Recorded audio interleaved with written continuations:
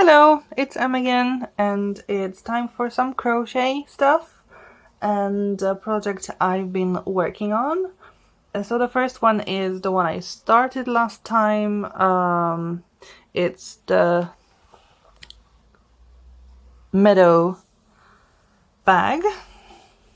It's well, it was make along in, I think, at the end of April, beginning of May, but as you can see, I was not able to finish it together with everyone else. Well, like I wrote in the last video in the description box, the last weeks were quite difficult when it comes to time that I could spend on doing crafts, so I also couldn't really focus too much on this, and it takes quite a long time to do, just because you emboss the stitch, you emboss the yarn behind the stitches, so you need to be really careful to do everything right. So it is quite a long process, but it's a very interesting process. As you can see, I already have all the colors I'm going to need. I decided to choose a pink one from the Crochet Society box that I unboxed in the last crochet tube video here on YouTube, and I chose it because it's quite intense. It's not the pastel pink, it's a more intense one. And I thought it suited this bag and these colors better than the yellow one that I think originally in the design it says yellow, but I think I like it better with this pink accent. It is intense, so it does pop up, and I think it lightens up the bag a bit, because this blue is really dark, a little darker than I thought when it's so dense and combined. So this is how it looks so far. I think I've done 22 rounds of it. I think there's around 40, so I'm somewhere in the middle. So that's that.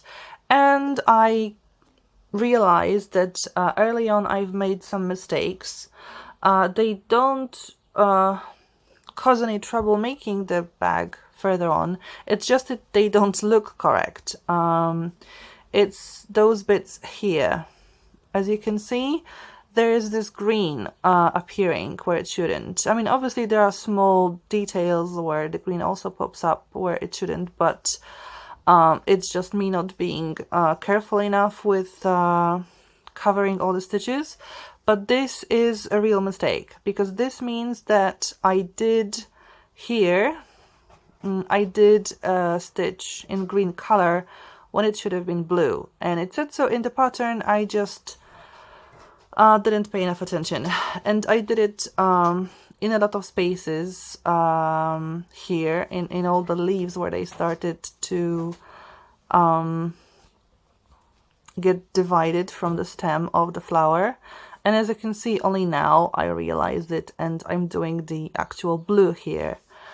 So now this mistake is not repeated, but I really couldn't go back all those stitches, all those rounds down and repeat it, because it's just, it would just take too long to do everything. So it stays as it is. I will just not repeat the same mistake again. The bag is a little small. I think I said it last time that it's more as a small bag to go out for a walk when you know that you won't really be needing much. It's like a wallet, mobile phone, something like that. Definitely not for everyday use, at least not for me, because I carry a lot in my bag. It's quite sturdy. I didn't expect it to be so sturdy. I think all that embossing stiffens it up so it's not very soft, and it's going to be like that. Of course there will be some lining inside, but that's not I will be taking care of. So that's the way it looks so far. It is pretty, I think. So if you want to make the same bag, I will link the information on the mall in the description box, so you can have a look and do it yourself as well. And another project that I had some time to work on is this. I don't know if you can tell what it could be. It is the start of a bag from one of the previous Crochet Society boxes that I hadn't had time to work on before. It might be used as a bag for your makeup utensils or whatever else.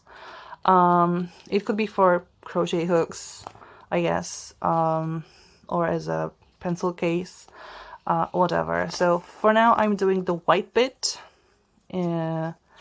I've done, actually, I finished it. And then I'll be doing the blue part, so the rest of this case.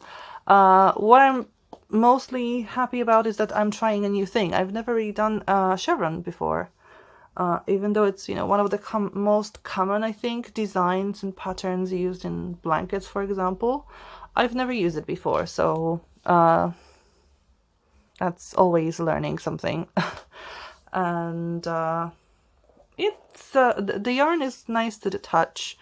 I don't remember what yarn it is, to be honest, but it is nice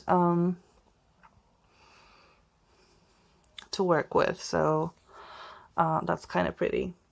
And I also wanted to show you something from the new Crochet Society box. I didn't want to do the unboxing because I not really planned this to be an unboxing type of channel. I unboxed the last one just because it was really unique box, and I wanted to share my excitement with everything that was inside. It was really a big box of yarn. This one is back to normal, so to speak. So it's a bit smaller. It has a booklet, of course, the yarn, the crochet hook, everything you need to do the patterns. But there are two very interesting things that I wanted to show you because they're really cute, and it's great that somebody has thought about it. It's an envelope for the patterns, not a huge one, but I think it's great to think about something, because sometimes I guess you could just cut a pattern that is interesting for you from a magazine, for example, and then where can you keep it? I mean, you can have like a folder for it, but I guess a smaller envelope could also be useful, especially for traveling or something. So that's nice, and of course pretty, the way it looks, just, you know, flowers and stuff. And the second thing is a row counter pin. At first when I saw this and I hadn't read the writing and I didn't pay attention to the numbers, I thought it was a magnetic needle minder, and I was very excited because that's something I would like to get. But when I looked closer and I noticed everything, that was even better because that's absolutely cute. It's, you know, a flower. It's an ingenious idea. It looks pretty. You just roll this to just change the number of rows that you did. So fantastic idea. It's a pin, so you can put it, I guess you could actually stick it onto the thing you were doing. I guess I could try to do that. And it just could work without really, you know, hurting your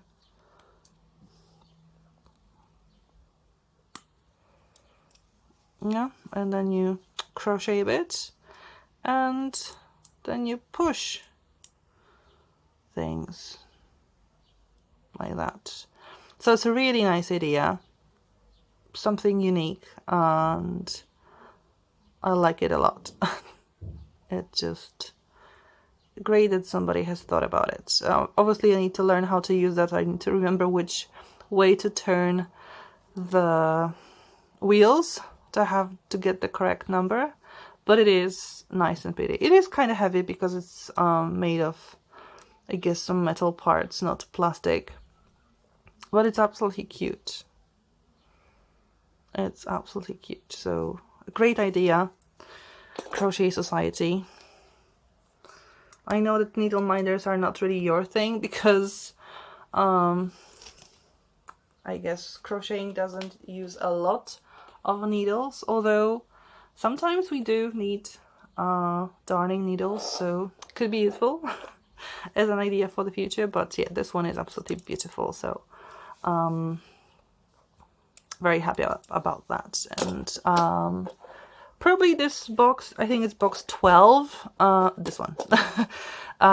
It could still be available, so if you like this, you can, I guess, subscribe. I will post the info on the boxes also in the description box. And that's all so far. I've only managed to work on these two things in the last month between the CrochetTube videos. I hope to do better next time, to do something better, as I said. And if you like the video, please give it a thumbs up and consider subscribing to the channel. And thanks for watching. See you next time. Bye!